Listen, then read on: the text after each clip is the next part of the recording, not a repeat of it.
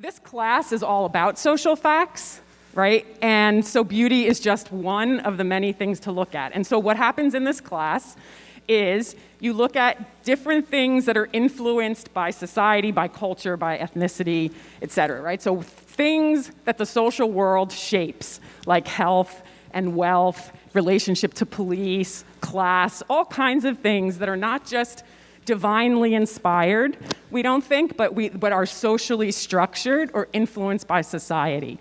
There may be some things that are universal about beauty, that's all I'm gonna say. Yeah. But we also know there's lots of aspects that are socially constructed.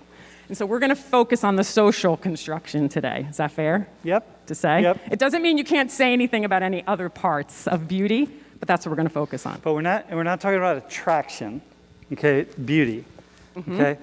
We just wanna point out what we're talking about. This is just what everybody does, define beauty on Google, and this is what comes up first. There was nothing special or magic about that or scientific. This is just what comes up first. So a combination of qualities such as shape, color, or form that pleases the aesthetic senses, especially the sight.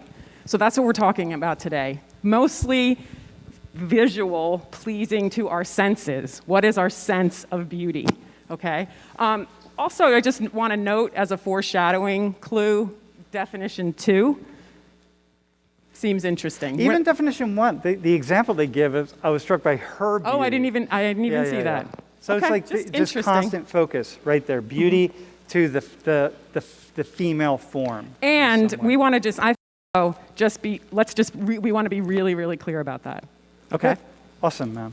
So this is to anybody here who wants to start the conversation, okay?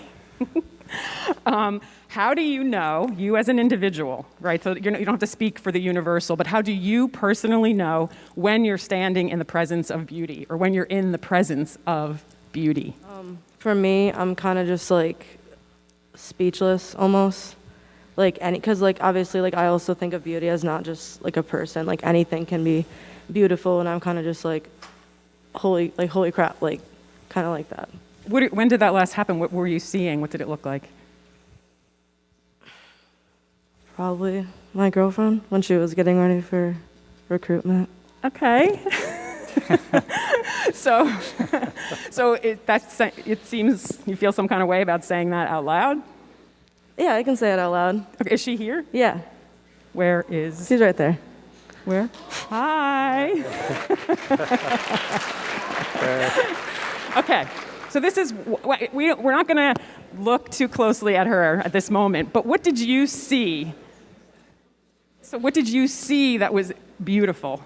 This is what we're trying to figure out. I mean, to me, her smile. I mean, her makeup was done, but it was just it fit her face very well, and I just thought her eyes looked pretty, and everything was just kind of accentuated, and she just looked really pretty. Okay, eyes, makeup. And it accentuated smile. Oh yeah, smile. Smile was a big part. Okay. All right. So we're starting off. And just her energy also. Her energy. What about her energy? Her energy. She was just excited to she was just very enthusiastic, excited to go into recruitment and everything. By the way, Sam and I, for sure, we're not looking for the answer, or we don't have the answer. We are just trying to crowdsource, what do we see when we see beauty, and just compare it and look at it, right? So that feeling like, am I saying the right answer? We're definitely not looking for that. We just want your answers. Okay? And it's definitely one of these things that, I think it's really good. This is a really interesting conversation for this class, because it's one of these things that we think we know and we think we have an idea until we're actually asked to articulate it. And it's like, what do we see or what do we mean? And as Lori just asked these 2 really awesome follow-up questions to go a little deeper, but what is that? What does it look like? What do you see? It's the kind of stuff that it's just not part of us until we're actually asked to articulate. Yeah. Jasmine, can you jump in and answer that question? I feel like whenever whenever I'm in the presence of beauty, you feel, I guess, kind of calm, a calming sense, I guess. What are you seeing? Give us an example. We're always going to ask for an example. Oh, yeah. When's the last time you saw beauty? I guess at the beach. I mean, it's not a person, but like I feel like you could compare it to like something like an like inanimate experience. Okay. Kind of like whenever you see something really like some pretty scenery or something. But also like I watched The Bachelor with my roommate, and I feel like also like there's a lot of beautiful women like on the show and stuff, and you can just kind of see that like radiating through them even when like they're not speaking, her eyes and everything, and just like the way that she like dressed and stuff, and like did her hair and everything like that. So might be kind of superficial, but No, it's not superficial. We're talking about what we see, right? So eyes looked like what? Just keep this in mind. What kind of hair? What kind of eyes? Hair was kind of like slightly curled, and like her eyes were like I guess like bright in a sense, and also just like her smile was just like kind of like a soft smile, and you could just kind of see that she was like a like, for lack of a better word, like a happy person, I guess. Oh. So you can just kind of see her personality like through like how she like presented herself physically as well. I actually had like a very similar answer to Jasmine's. I feel like when I'm in beauty, I feel beauty is a sense of feeling that I have. Like I get like usually the feeling is calm or happy. So yeah, like whenever I'm like covered with like calmness and like I feel very pleasant in the presence of beauty. So that's how I know I'm there. Their personality, the charisma, like if they radiate positivity, they're automatically beautiful to me. If they're kind, they're compassionate, empathy, and if it's about their physical features. Okay, I'm going to pause you for a second, because I feel like I want to hear what some people are thinking in the class. Yeah, could you? What are you hearing from so far what you've heard? Or what are you not hearing from what you've heard? It's kind of a weird question, but... In the meantime, have a though, mic? Jake was going to say something. Oh, you were? And I'm wondering if you... Go ahead, Jake. So I think I define beauty as three types of beauty, I think. So number one is about like biological beauty, which is like naturally people think like maybe for men, like more muscular men may like look attractive, like naturally, like biologically. And second one is like the one that socially like defined it, like maybe like bigger, like larger eyes, smaller face, straight hair, I don't know, like that. Yeah. Third one is about like the personal identity, like the one that like only that person has. Like for example, someone who studied really a lot, maybe had to focus, like study or focus on one thing for a lot. Maybe they had like more like defined eyes, maybe. So that kind of shows the person's identity, and that is also kind of other part of the type of the beauty. I'm glad you made those distinctions, because we're really wanting to see from your perspectives, or whoever else speaks in the class, what are the specific things that maybe are biological that you're I'm using that word that I said I didn't want to use, but that tells you that this person is beautiful to you. So just literally on what you're seeing. I would say when I get the butterfly feelings in my stomach. Okay, that's when I know. What do they look like? Well, for me, 2 days ago, I was going to get a coffee from Dunkin' Donut. Okay, now we're getting somewhere. Yeah, Okay. and I saw this girl who had the beautiful blue eyes I've ever seen in my life. Her eyes just looked like the ocean, and I was like, Oh, the you ocean. have beautiful eyes, just because I was astonished. You and said that? Yeah, of course I did. I feel like it's important to compliment a person. The thing that I'm struck by is that I haven't heard anything that is outside the box at all, right? Whether it's hair or makeup or whatever, it's like everything is just sort of outside the box. So for me as a sociologist, it tends to put me right into the center of what sociology is, right? That this is all social construction.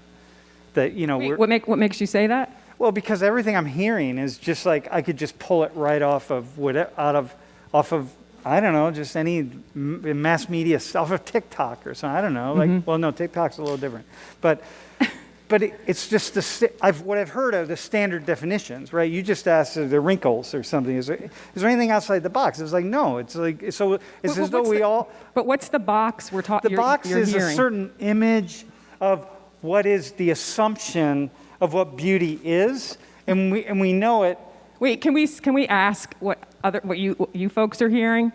Like, can you picture? Okay, we got blue eyes as one characteristic, but can you picture anything about the beauty that is being described so far? Can anyone say what they're picturing So besides? I would agree with blue eyes, and I think any color eyes are beautiful, but for me specifically, I think one thing that I would define as beautiful are scars and like a disease. I think it's pronounced vitiligo. I think that it's beautiful. I think that people who have it, they just like, I just think it's beautiful. And like scars, I think they represent like coming out of something that was really hard. Like I have scars on my arm, and it just like represents that I like was able to come out of something hard. I like that you said I have scars on my arms and I know what they mean, right? And so I actually appreciate the aesthetic beauty of that. This is like physical, but it has to do with like a little bit more. So I feel like when it's just coming to like physical things, I don't really think that like it matters what they look like as long as they're like dressing to what makes them feel confident, because like, I don't know, this is kind of personal opinion, but like people who have like really eccentric outfits, like that to me is more attractive, and it doesn't matter like really anything else, because it's like, it's just really interesting how they dress. So it's like, it's interesting to look at, like different hairstyles, like really eccentric things. I think that's also part of why people like high fashion and like Met Gala stuff. And like at that point, it's like, it doesn't really matter who the celebrity is. It's like, oh, she looks gorgeous, or like he looks awesome, because it's just like, it's interesting and like cool and different. This is the only slide we have today. Yeah, that's our only slide. Just saying. Well, what is it? What is missing from this slide in terms of beauty? What things that are beautiful are missing? What Lori said in the beginning, right? What we really try to do in this class is get us out of the boxes that just are the boxes that we're in and we don't even know that we're in, right? And this is, of course, what people talk about, like whiteness. Like and it's really not just white. In this culture, it's whiteness, but in every culture, there's the dominant culture. There's the dominant way of being that it just is the assumption that that's like everything else is the standard around that. And so when we're thinking in the world of race, the white standard becomes the standard and everything else sort of adapts to that. And no matter what, it's like so many people, even black and brown people, can't like get past that white standard. It's just so in your face. We're so socialized to have it be part of it that you just don't get beyond it. And so I haven't heard anything in here that's in any way outside the box. And so like what this class is having those aha moments to say, what is outside the box? Like, what am I not seeing? Like, what could I see that I'm not seeing? In terms of beauty, there's something that says, oh, we've covered all of the skin colors here. Like, let's be explicit, right? So there's beauty. What is missing? Because I think there's a bunch of things missing. Yeah. Do you have something? One of you. You have something? I guess I don't really see any masculinity represented in particular. I guess that pops out because I guess that's kind of where I fall. Yeah. Also, what about hair? Everyone has hair. I mean, seriously. I want to know, like, wrinkles. Like, where are the beautiful wrinkles? Talking to this. What else? Yeah. Thank you, by the way. Yeah, right here. What else is missing? Oh, you have something? I feel one, like he said, they're all women, but I also feel all these women have the same features. Okay. And they're all like today's beauty standards. Like from what I see the thick eyebrows, the pinkish, reddish lipstick. Like you don't see any imperfections. And like, at least to me, I think like a lot of like imperfections are really beautiful in people. And you also see that they're all wearing the same thing. Like they don't really get to express their own individuality or styles or culture throughout this photo. So to me, like this photo, yes, they're all very pretty, but they're not like beautiful because it's just fake. It's I just see white teeth. That's all I see. But whatever. Annalise, right? Look, you identify as bi. Like, what do you see that, what do you see that maybe somebody else doesn't see? I mean, like she said, like I feel like imperfections and like flaws that each person has is like beauty in itself, and they're all kind of like really clear skin. They all have dark, like really dark hair. So wait, here's what we, don't worry about that so much. My hypothesis is that depending on the communities that we're from or that we're part of, we see things that we consider beautiful while we may be affected by a standard that is, larger than all of us, that there may be some things that you could show us of what you, as a Korean person, a person who grew up in Korea, are surrounded by a particular community of people, a non-binary person. Where is beauty to you that the world isn't seeing or accounting for in this way? Where is that beauty? What does it look like? How do you identify someone that you're like, beautiful? Oh. Don't forget about that. Oh, I was giving the missing part, but okay, cool. So like for me, like my peak beauty standards is androgyny. Okay, let's talk about that. So like, what is an androgynous type of beauty? What does that look like? Like you're not fitting into any boxes. Like you're just expressing yourself. You're being yourself. Like you don't have to worry about other people's standards. Like you do what you want to do. Like, but androgyny for me is like, you just can't tell what their gender is. So like a person like me, you would see me and you'd be like, because I look more feminine. You would know, you'd be like, yeah, feminine, but I'm not gender bending, so you're not going to find as much beauty.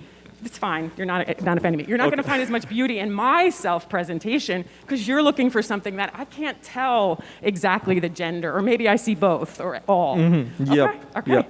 Interesting. That is definitely unique. What about you? Were you going to add to that? So personally, I think, like I said, like personal identity, like they all look the same. So I mean, so don't worry about that. Just talk about, like, you're looking at humans in your life. You're walking down through the world, and someone strikes you as beautiful. What does that person look like typically for you? For me, I look at the eyes a lot. Like eyes are really important, and I especially look at like, I don't know how to say, like deep eyes, like deep eyes, like someone who has like really focused eyes. So look at the eyes right here. Are there any? No, I mean like anyone can have it. Like everyone has it. Like it's just so like it doesn't matter the shape, the color. Yeah, when the person is more focused, I think the like eye shape, like especially like here becomes more like angled. Okay. And that's the one that I'm looking for. Wow, this is very specific for you. Yeah, like really like. Okay, no, I appreciate. Maybe like, do you know like maybe Tom Cruise, like his eyes also like kind of. Tom Cruise. Yeah, like. Okay. Focused eyes, you know. So, wait. So, that's what I'm looking for, and it's just me, not like. So not the eyes with the epicanthic eye fold, which would be like your eyes. Probably. You have the epicanthic eye fold, right? Yeah. Can you just turn around? Can you get his eyes? Can you put yellow on? So you see, oh yeah, look up a little bit. Look up. Yeah, right there. So you see the epicanthic eye. Can I do this? Yeah, I won't poke you in the eye, dude. So the epicanthic eye fold is this fold right here in the corner, which I'll show you pulls the lid down a little bit and doesn't have a fold, whereas Aditya has, okay, hang on, right here. You see?